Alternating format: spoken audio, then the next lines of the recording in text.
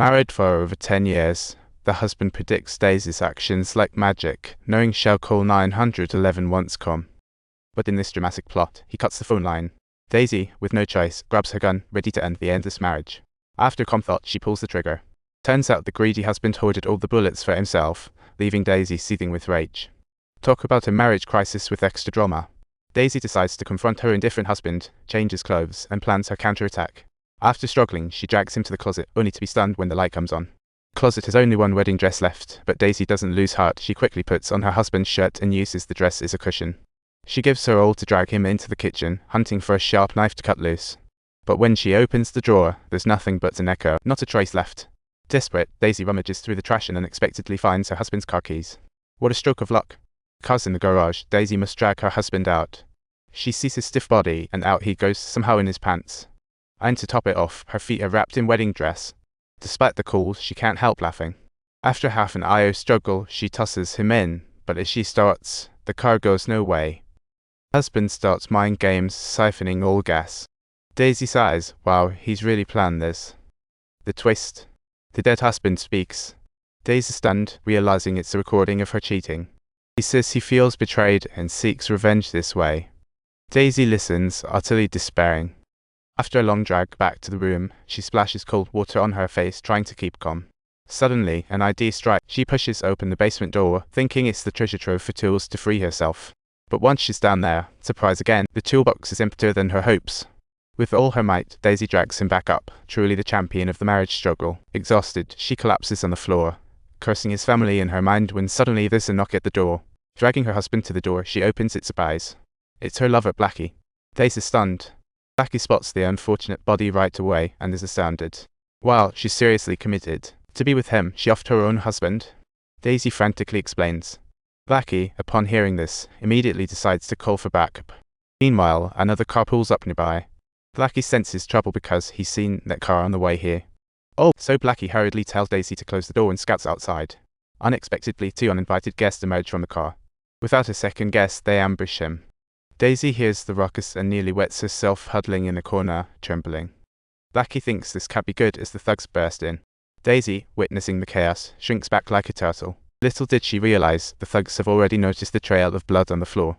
Not long after, she finds herself capped the thugs' hole over a safe. Her husband had spilled the beans. They are looking for diamonds inside, and Daisy knows the code. They'll spare her life if she spills the code. But as a seasoned partygoer, Daisy knows this game too well. No matter how desperate the thugs get, she keeps her lips sealed like a pro. Thugs grow impatient, brandishing a knife to threaten her toes. A junior thug hesitates but is flung aside by Chang Mao.